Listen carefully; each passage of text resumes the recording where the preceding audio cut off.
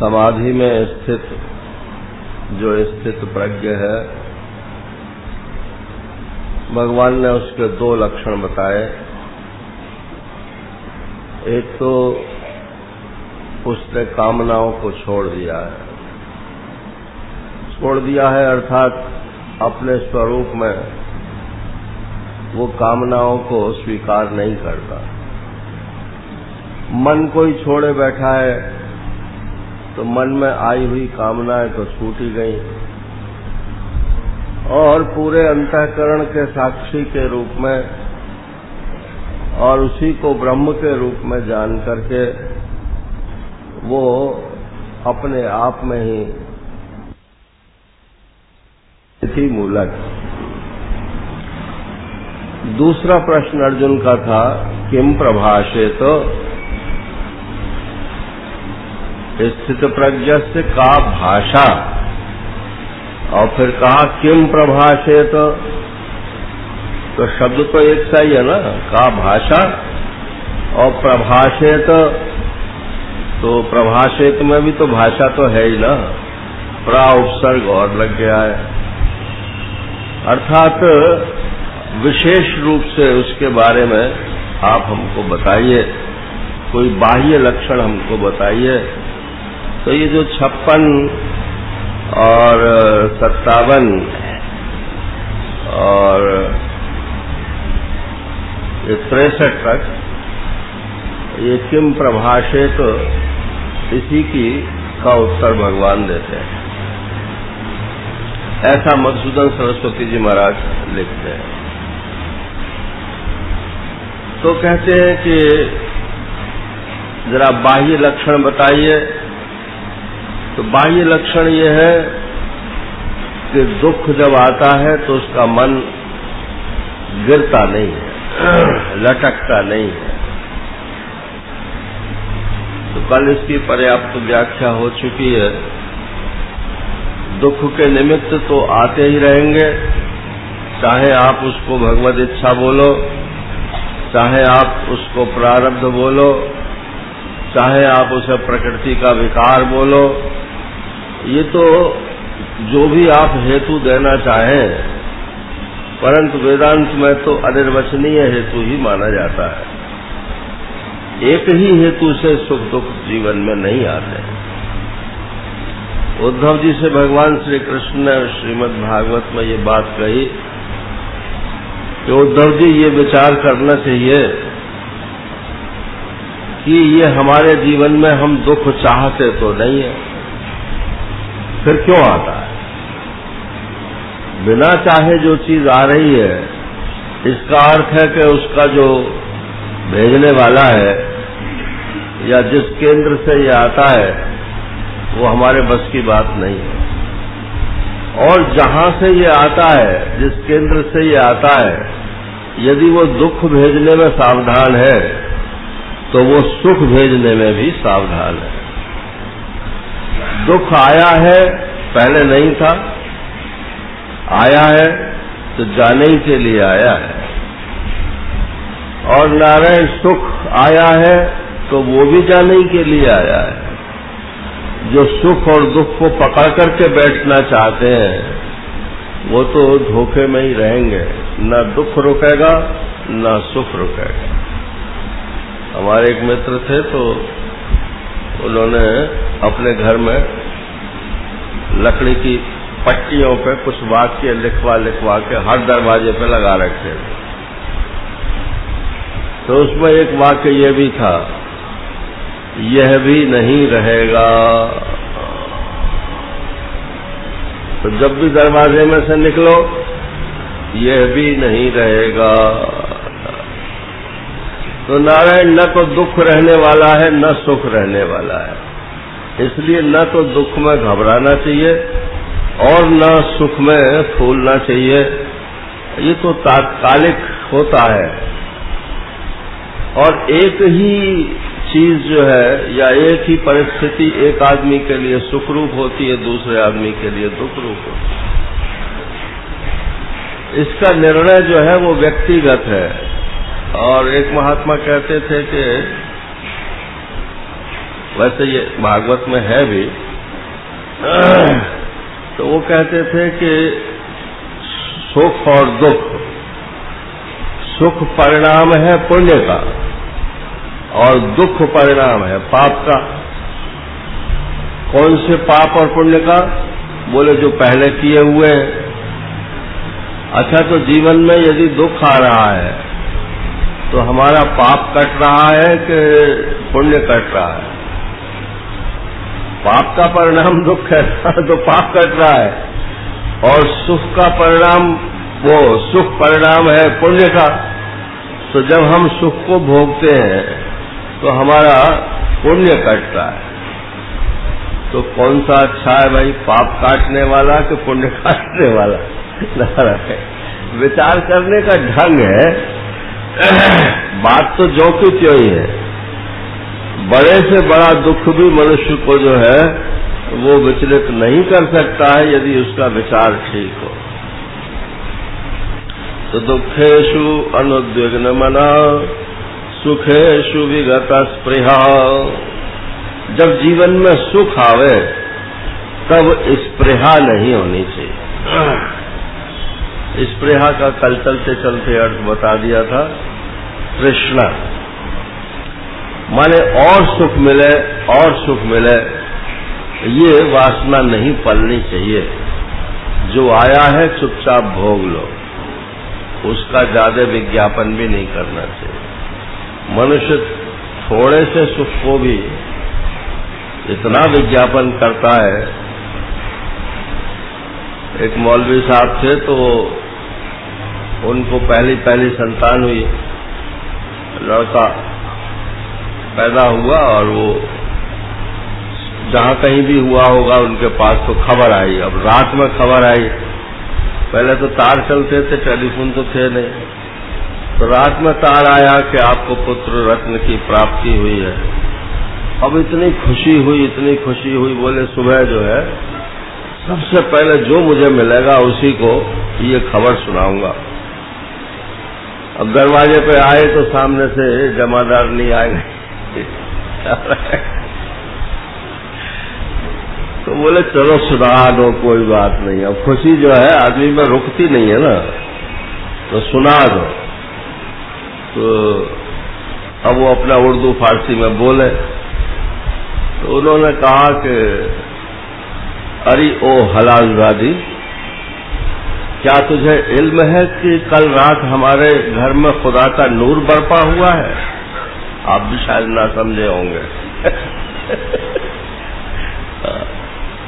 क्या तुझे इल्म है कि कल रात हमारे घर में खुदा का नूर, रोशनी बरपा माने व्याप्त हुई है? क्या तुझे ये बात ज्ञात है? तो जमादार ने बोले कि ये मौलवी साहब हिंदी में बोलो, ठीक मेरी समझ में ना आया कहा के हो। तो बोले तुझ जर्रे नाचीज की खातिर हम अपना कर्जे बयां बदल दें? नहीं हो सकता।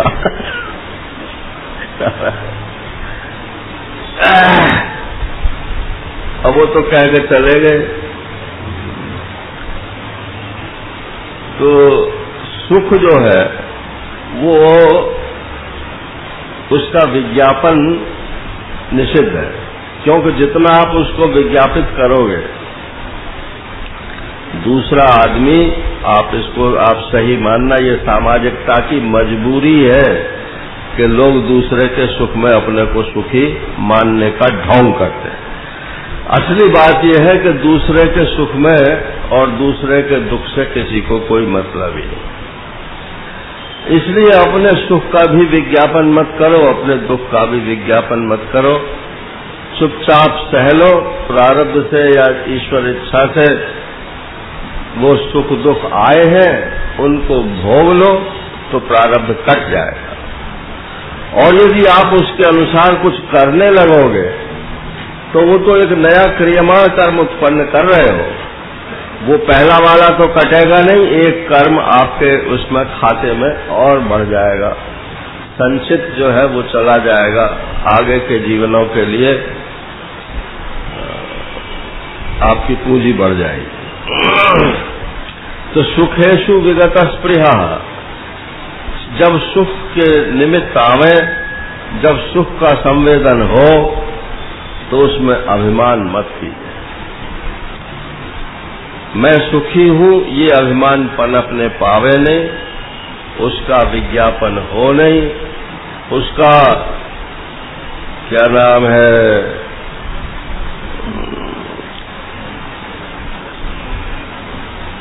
कार्य और कारण उसमें जोड़ो मत, किस लिए आया, कैसे आया।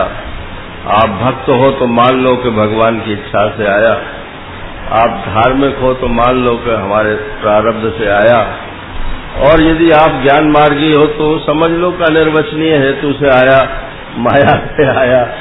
कुछ न कुछ शब्द का प्रयोग कर लो और उस बला को टालो, आई बला को टाल दो। तो स्पृहा माने तृष्णा भी होता है, और स्पृहा माने विनोबा भावे जी ने लिखा है कि स्पृहा माने कि हमको तो इच्छा नहीं है सुख भोगने की, लेकिन जब दूसरे को सुख भोगते हुए देखते हैं तो मन में जो छिपे हुए अंकुर हैं वो उदय हो जाते हैं। नारायण काम के, क्रोध के, लोभ के, मोह के, ये सब अंकुर सबके हृदय में रहते हैं, हम लोग कॉन्शियसली उनको दबाए रहते हैं। वो तो भगवान ने अच्छा किया कि यहाँ टेलीविजन नहीं लगाया माथे पर। अगर जो है यहाँ माथे पर टेलीविजन लगा होता तो सबकी पोल पट्टी खुल जाती। वहाँ लोनावाला गए थे तो आप लोग भी गए होंगे, पास ही है, तो वहाँ एक बायोस्कोप टाइप का है, तो गाइड ने हमको बताया कि इसमें हम कहते हैं कि देखो तो चित्र चलते हैं, तो उसमें अश्लील चित्र भी हैं, अश्लील चित्र भी हैं, सात्विक, राजस, तामस सभी प्रकार के चित्र हैं, और वो उसमें एक रिकॉर्डर भी है। क्या रिकॉर्ड करता है वो कि आपने किस चित्र को कितने टाइम देखा, उससे उसकी छुपी हुई मनोवृत्ति का पता चल जाता है। आपको सात्विक चित्र में रुचि है तो वहां ज्यादा देखेंगे, राजस में या अश्लील में रुचि है तो वहां ज्यादा देखेंगे। नारायण उसमें कोण का भी पता चल जाता है। तो ये तो भगवान ने बड़ा अच्छा किया कि कोई ऐसा टेलीविजन नहीं लगाया हमारे शरीर में, नहीं तो सबसे पहले तो हम ही लोग चक्कर में आते, फिर आप लोग आते।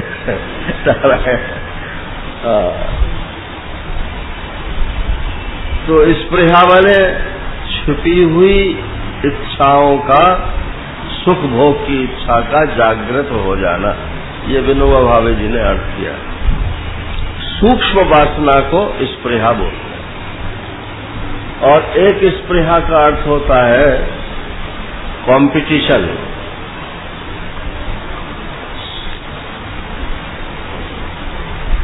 बोले अरे इसके पास कौन सी कार है भाई, अब हमें तो याद भी पता ही नहीं है। बढ़िया कार का कोई मॉडल उसको देख लिया पड़ोसी के पास, तो बोले कि हमारे पास इससे बढ़िया मॉडल आना चाहिए। ये भी स्पृहा ही है। और मधुसूदन सरस्वती जी महाराज कहते हैं कि सजातीय सुख भोगने की जो इच्छा है, माने एक सुख तो हमने भोगा, फिर बोले भाई कोठी तो बन गई, लेकिन अब इसमें ये चीज और हो जाए, ये जो और हो जाए उससे मिलते जुलते सुख को देने वाले सजातीय सुख की जो इच्छा होना, इसको भी स्पृहाई बोलते। तो छिपे हुए सुख की छिपी हुई वासना का जागृत हो जाना, ये भी स्पृहा है। दूसरे से, सुखी आदमी से कंपटीशन करना, ये भी स्पृहा है। और सजातीय सुख की इच्छा या प्रयत्न शुरू हो जाना, ये भी स्पृहा है। तो बोले सुखेशु विगत अस्पृहा, ये जो स्थित प्रज्ञ है ये न किसी से कॉम्पीट करता है, क्या है, सब एक ही आत्म तत्व है, तो उसमें सब बराबर ही है, किससे कंपटीशन करना है।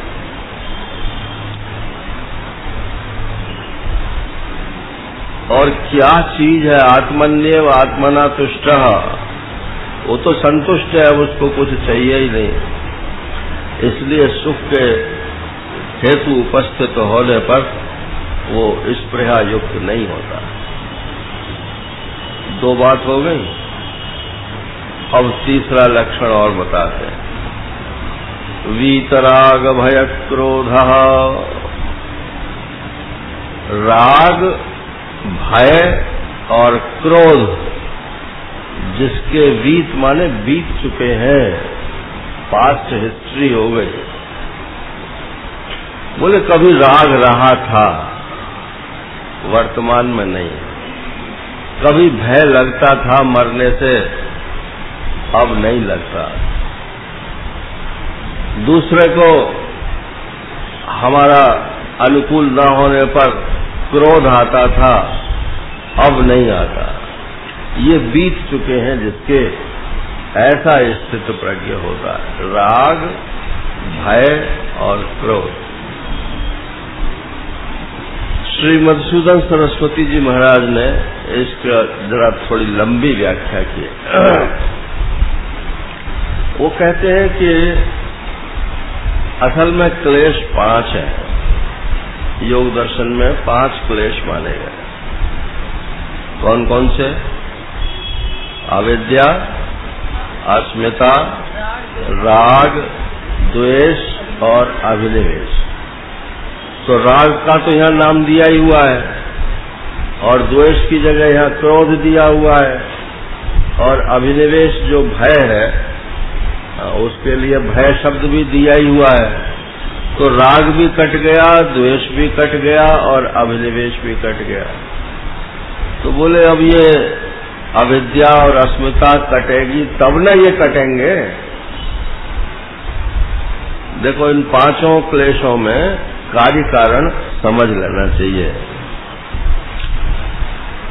अविद्या माने होता है, ये थोड़े योग दर्शन की जो अविद्या है और वेदांत दर्शन की जो अविद्या है उसमें थोड़ा फर्क है।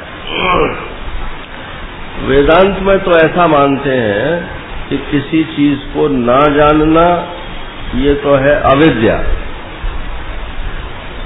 अग्रहण, इसका पारिभाषिक शब्द है अग्रहण। और जब हम किसी चीज को नहीं जानते हैं तब हम उसको कुछ का कुछ जान लेते हैं। रस्सी को रस्सी ना जानना ये तो रस्सी की अविद्या है, और रस्सी को सांप जानना ये उसका अन्यथा ग्रहण है। इसको बोलते हैं अध्यास या अन्यथा ग्रहण, कुछ का कुछ जानना। योग दर्शन में जो अविद्या है वो यही अध्यास है। अध्यास को ही अविद्या बोलते हैं। वो ना जानने का वहां कोई स्थान नहीं है। आप जो जान रहे हो वो मिथ्या ज्ञान है, बस ये वो कहते हैं। अच्छा मैं जान रहा हूं कि मैं मनुष्य हूं, तो ये ज्ञान है या नहीं? ज्ञान तो है, लेकिन कब तक है? जब तक मैं अपने को ब्रह्म नहीं जानता। जिस दिन मैं अपने को ब्रह्म जान लूंगा उस दिन मैं मनुष्य हूं ये ज्ञान तो होगा, परंतु ये मिथ्या हो जाएगा। मिथ्या माने मिथ्या है सिद्ध। एक संस्कार हम लोगों में डाल दिया गया है, तो मनुष्य हो, ये गाय जो है मनुष्य नहीं है। ये शब्दों के द्वारा ये संस्कार डाल दिया गया। नारायण और वेदांत कहता है कि सब आत्मा ही है। ब्राह्मणे कविहस्तिनी सुनी चैव विश्वपाके च पंडिता समदर्शिना। तो आकृतियां तो सबकी अलग अलग है। तो शरीर की जाति को लेकर के तो हम मनुष्य हैं, लेकिन आत्म जाति से तो सब एक ही है। तो जब ये आत्मा स्वरूप का हमको बोध हो जाता है तो ये जो शरीर की जाति को लेकर के बोध है ये बाधित हो जाता है। बाधित माने मिथ्या हो जाता है, कट जाता है। अच्छा झूठी चीज की याद आती है कि नहीं? आप रोज सपना देखते हो तो वो सच्चा होता है कि झूठा होता है? झूठा ही होता है, लेकिन उसकी याद आती है कि नहीं आती है, और पुराने पुराने सपनों की भी याद आती है। नारायण तो ये नहीं है कि साहब अगर वो किसी चीज की याद आती है तो वो सच्चाई हो, झूठ की भी याद आती है।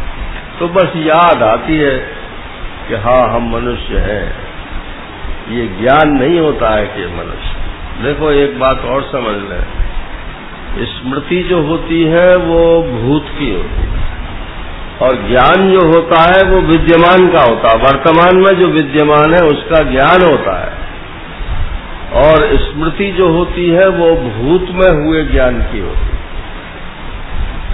हमने कहीं देखा था आपको, पहले क्या था, वो थोड़े दिन पहले की बात बोल रहा हूं मैं किसी भी आदमी को देखता तो मुझे लगता मैंने कहीं देखा है इसको। अब दिमाग दौड़ाता रहता, कहाँ देखा है, कहाँ देखा है। अब तो कहीं देखा हो तब तो पता चले कि कहाँ देखा है। फिर ख्याल आया कि अरे भाई, पहले क्षण में जब हम किसी वस्तु को देखते हैं, बिल्कुल फर्स्ट मोमेंट में, पहले क्षण में जब हम किसी वस्तु को देखते हैं तो वो तो होता है ज्ञान, और दूसरे क्षण में जब फिर हम उसी वस्तु को देखते हैं तो पहले क्षण वाले ज्ञान की स्मृति होती है। इसलिए हम कहते हैं कि अरे हमने कहीं देखा है इसको। अरे पहले क्षण में जो देखा था उसी की स्मृति हो रही है। इसलिए स्मृति को प्रमाण नहीं मानते हैं, ज्ञान ही प्रमाण माना जाता है।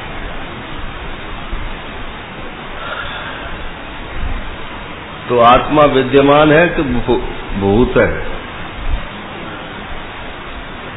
माने आत्मा वर्तमान में उपस्थित है या पहले कभी देखा था अब नहीं है?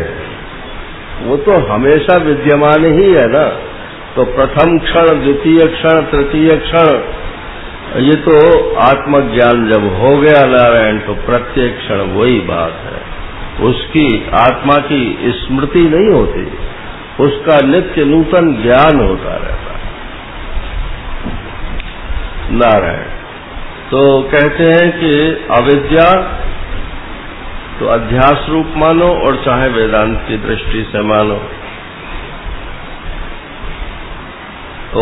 और चाहे योग की दृष्टि से मानो। अविद्या के बाद फिर होती है अस्मिता। अस्मिता माने मोटे शब्दों में ऐसा समझ लो आप, ऐसा ये पारिभाषिक शब्द है ये। मोटे शब्दों में अस्मिता माने होता है आपकी पहचान।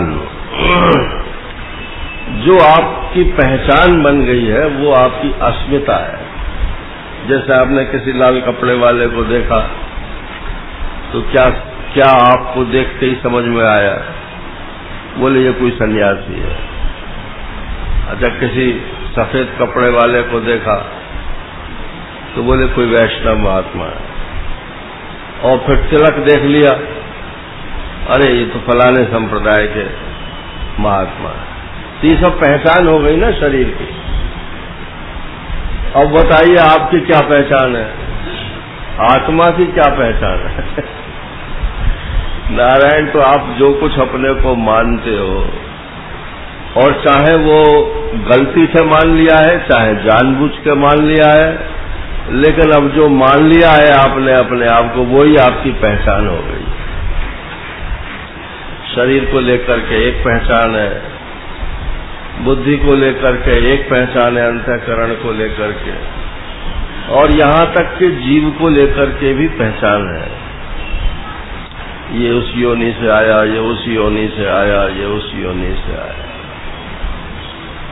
जीव अनेक एक श्रीकंता। तुलसीदास जी महाराज ने कहा कि जीव तो अनेक है और परमात्मा तो एक है नारायण। तो जीव में भी तो अनेकता है। तो जब अनेकता है तो उन सबकी पहचान होगी। कैसे पहचान होगी ये कौन सा जीव है? हम कितना भी छिपावें महात्माओं से अपने आप को,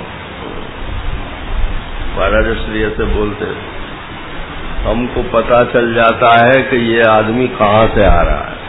कहाँ से आ रहा है माने पहले किस योनि में था, आगे किस योनि में जाएगा, उसकी शक्ल को देख करके, उसके उठने को देख के, बोलने को देख के, व्यवहार को देख के ये सब पता चल जाता है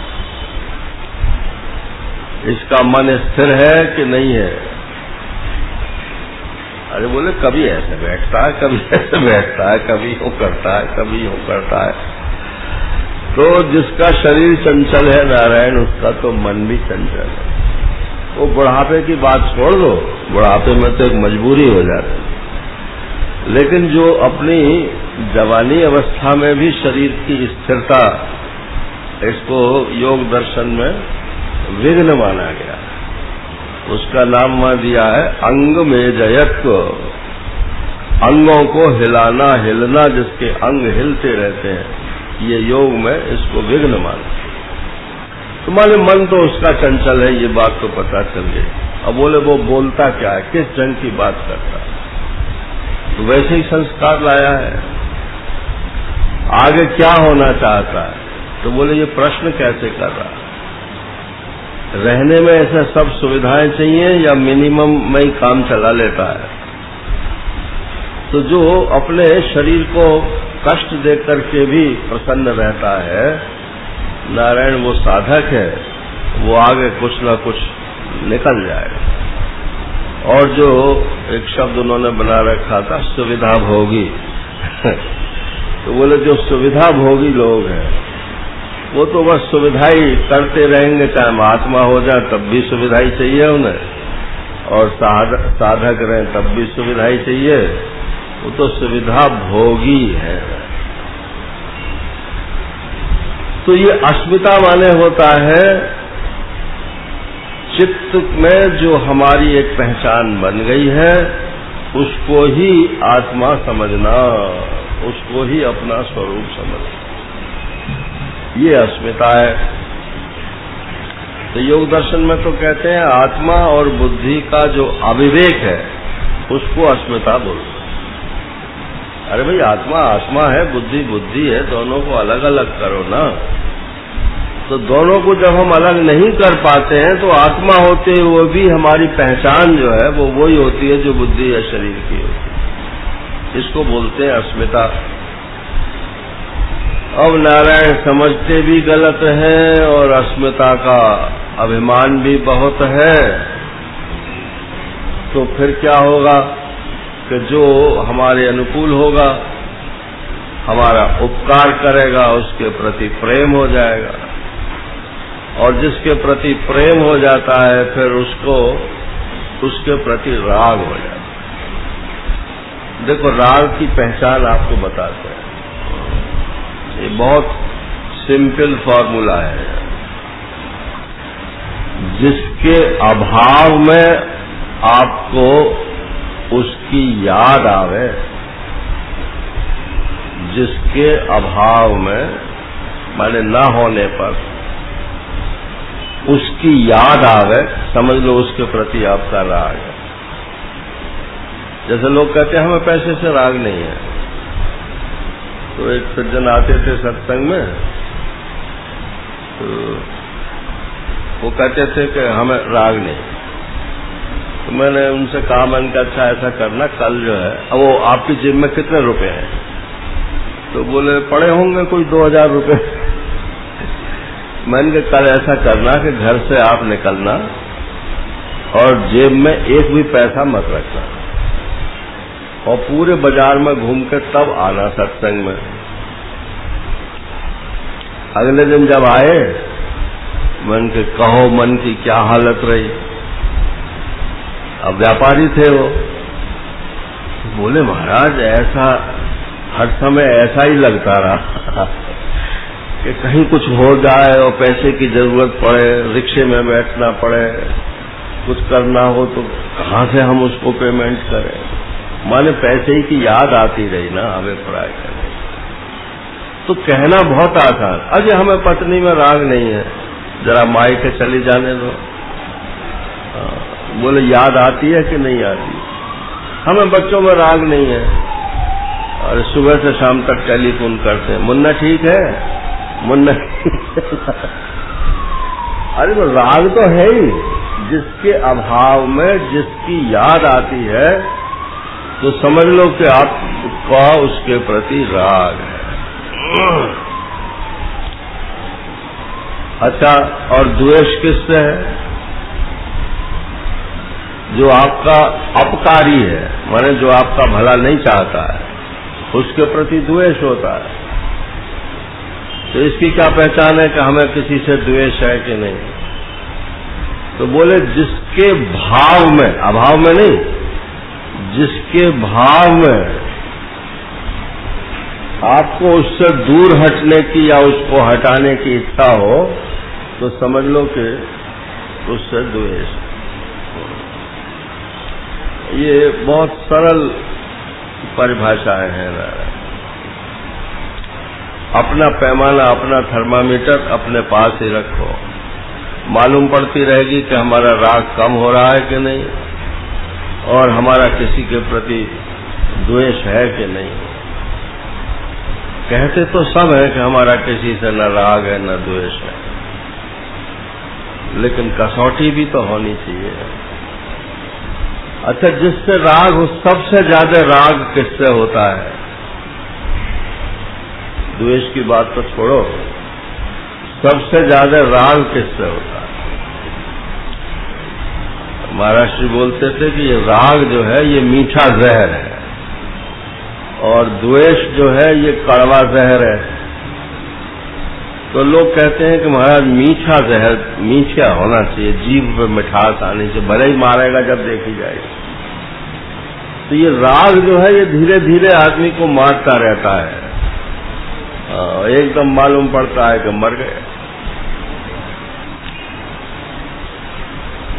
तो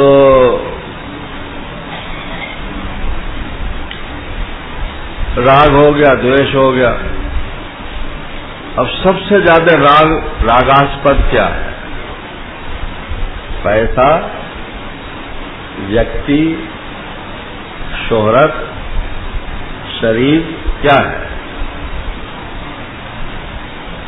तो अंत में यही निर्णय करेंगे जब आप सोचेंगे कि ये शरीर ही सबसे ज्यादा रागास्पद है। शरीर रहता है तो मान अपमान भी इसी का होता है, शरीर रहता है तो सुख दुख भी इसी को लगते हैं, शरीर रहता है तो अपने पराये भी इसी के होते हैं। सबसे ज्यादा ये शरीर ही है। शरीर बना रहेगा तो सब कुछ बना रहेगा, शरीर ही चला जाए, इसीलिए तो लोग मोक्ष से डरते हैं। बोले कहीं ऐसा न हो कि मोक्ष हो जाए तो हम ही न रहें। जब हम ही नहीं रहेंगे तो उसमें क्या सुख होगा? तो हम तो नहीं रहेंगे, और चाहे जितना प्रयत्न कर लो नारायण, ये हम तो रहने वाला है ही नहीं। आप मत चाहो मोक्ष को, तब भी आप क्या बने रहोगे? 100 वर्ष के बाद बने रहोगे। तो बोले कहीं ना कहीं तो रहेंगे ही, लेकिन इस समय जो आप अपने आप को मैं जान रहे हो, वो तो नहीं रहे। वो तो जब तक यातना शरीर होता है ना, मरने के बाद, ये तो आप सुनते ही होंगे पुराणों में कि पहले यातना शरीर मिलता है। तो यातना शरीर माने उसकी शक्ल सूरत उसमें सम्मित यही रहती है जो हमारी वर्तमान में है, क्योंकि पाप पुण्य सब इसी से ही किए जाते हैं। तो यातना शरीर को स्वर्ग नरक या जो कुछ भी दंड आदि देना है, वो यातना शरीर को देते हैं, और फिर उसके बाद में निर्णय करते हैं कि अब तुम कौन से योनि में जाओगे। तो एकदम वो सूक्ष्म शरीर उसका छूट जाता है, फिर उसकी याद भी नहीं आती। तो आज जिसको हम सबसे रागास्पद मानते हैं, वो तो बस इसी जीवन तक है, और ज्यादा से ज्यादा यातना शरीर तक है, शब्द उसमें प्रमाण है। बाकी तो ये तो नहीं रहने वाला। और यदि आपने मोक्ष प्राप्ति की इच्छा जागृत हो गई इसी जीवन में, तो ये भी आप समझ लो, ये बड़ी मुश्किल से जागृत होती है, लेकिन जब हो जाती है तो इसको काटने वाला संसार में कोई पैदा नहीं होगा। क्योंकि ये परमात्मा की इच्छा से ही जागृत होती है। नारायण। परमात्मा किसी को क्यों बांधना चाहेगा? हम सब अपने आप अपने ही द्वारा बंधे हुए हैं। तो परमात्मा की तो इच्छा यही होती है कि तुम मुक्त हो जाओ। तो जब ये हो जाए कि हाँ अब बहुत हो गया, बहुत भोग लिया, बहुत देख लिया, बहुत सुन लिया, बहुत जान लिया, किसी से भी नारायण आप पूछ लो कि आप इतने बरस के हो गए, आप सुखी हो गए, छाती पे हाथ धर के बताना। तो इन दी हार्ट्स ऑफ हार्ट्स तो वो यही कहेगा कि मैं तो नहीं हुआ, लेकिन तुम आशा रखो हो जाओगे। एक जिंगा मिशन के ब्रह्मचारी बता रहे थे कि उनके पिताजी ने कहा कि बेटा ब्याह कर लो, तुम्हारी शादी कर लो। तो हमने यो कहा कि पिताजी आपने विवाह किया तो आप सुखी हुए कि नहीं हुए? और वो पिता से कोई बेटा ये पूछे कि आप सुखी हुए कि नहीं हुए, तो बोले भैया सच्ची पूछता है तो मैं तो नहीं होगा। तो बोले जब आप ही नहीं हुए तो फिर मैं ही कैसे सुखी हो जाऊंगा? नारायण। तो उन्होंने फिर त्याग का रास्ता पकड़ा। तो केवल एक मैंने उदाहरण दे दिया। तो जिसमें सबसे ज्यादा राग है शरीर, उसी के छूटने का सबसे ज्यादा भय होता है। इसलिए अभिनिवेश माने होता है, विष धातु जो है वो प्रविष्टि के अर्थ में घुस गए, और निविष्ट हो गए माने पूरी तरह से घुस गए, और अभिनिवेश हो गया माने और विशेष रूप से घुस गए। पूरी तरह से इस शरीर के अंदर ये जीवात्मा जो है घुस गया है। अब कहता है कि अगर ये मर गया तो मैं मर जाऊंगा, और ये जिंदा रहेगा तो मैं जिंदा रहूंगा। तो अभिनिवेश माने शरीर की मृत्यु का भय। न ये भय 80 साल में खत्म होता है, न 100 साल में खत्म होता है, न अरबपति को खत्म होता है, न कंगाल को खत्म होता है। सबको यही डर है कि ये शरीर छूट ना जाए। तो राग, द्वेष और अभिनिवेश माने भय, तो इन सब की ये कड़ी है। पहले अविद्या, अविद्या से अस्मिता, अस्मिता से राग, राग से द्वेष, उसका मतलब अपोजिट, और राग द्वेष से फिर अभिनिवेश, और अभिनिवेश से फिर मृत्यु का भय, और फिर भी मरना, और फिर नया जन्म प्राप्त करना। ये सारा इतिहास जिसका बीत गया है नारायण, उसको कहते हैं वीतराग, वीत क्रोध, वीत भय। वीतराग भय क्रोध स्थित धीर मुनिरुच्यते। ऐसा जो जिसकी बुद्धि हो गई है उसको स्थित प्रज्ञ, स्थित धी शब्द कर दिया यहाँ प्रज्ञ की जगह पर। धी भी बुद्धि ही है और प्रज्ञा भी बुद्धि ही है। ये सब बुद्धि कई रिफाइनमेंट्स हैं। धी धारणावती बुद्धि, जिस बुद्धि में धारणा शक्ति अधिक होती है उसको बोलते हैं धी। और इधर तो पता नहीं, परंतु अपने यूपी में धी माने होता है जो बेटी होती है ना माँ की। तो कहावत है कि माँ मरी धी को और धी मरी धीगरान को। ऐसे गांव में बोलते हैं। माँ तो परवाह करती है मेरी बेटी कैसे रहेगी, मेरी बेटी कैसे होगी, मेरी बेटी कैसे। और बेटी क्या कहती है, वो बोले अम्मा मैं अब रुक नहीं सकती हूँ, वो उसका वहाँ क्लास है और बच्चे को ये है और वहाँ तो वहाँ गांवों में ये कहावत चलती है कि माँ मरी धी को और धी मरी धिंगरा को। धिंगरा माने उस धी से जो उत्पन्न हुए, मां से जो उत्पन्न होती है वो धी। तो बुद्धि में जो एक धारणा शक्ति है, ये 18वें अध्याय में भगवान ने बताया कि जो तामसी धृति बोलते हैं उसको। तो जो तामसी धृति है वो तो शरीर को धारण की करती। न विमुंचति दुर्मेधा धृति सा पार्थ तामसी। जो दुर्मेध है, जिनकी मेधा शक्ति बस यही याद है कितना पैसा है, क्या करना है, क्या खाना है, क्या भोगना है, ऐसी जिनकी धारणा शक्ति है वो तो उनकी धृति तामसी है। और जो सात्विक धृति वाले हैं, अब लोग एक सज्जन थे, बड़ा सत्संग, बहुत हमसे पुराने सत्संगी थे, तो वो कहते थे कि हमको याद नहीं रहता। मन के उम्र तो आपकी अभी ऐसी नहीं है कि याद नहीं रहता। क्यों याद नहीं रहता? फिर अपने आप ही बोलते, कौन हमको प्रवचन करना है जो याद रखे। एक दिन मैंने वैसी, उस दिन तो बात खत्म हो गई, दूसरे दिन मैंने किसी का नाम लेकर कहा, मैंने कि वो मुझे रास्ते में मिले थे, आपको दुकान पर पहुंचे कि नहीं? तो बोले नहीं। तो मैंने कि वो कह रहे थे कि कुछ 16 रुपए आपके देने हैं। बोले हाँ, वो 20 रुपए 3 आने हैं उनके। तो मैंने कहा ये तो बात तुम्हारे ध्यान में बड़ी याद रही आई भाई। कल तो तुम कह रहे थे कि मुझे ये याद नहीं होती है, वेदांत की बात है।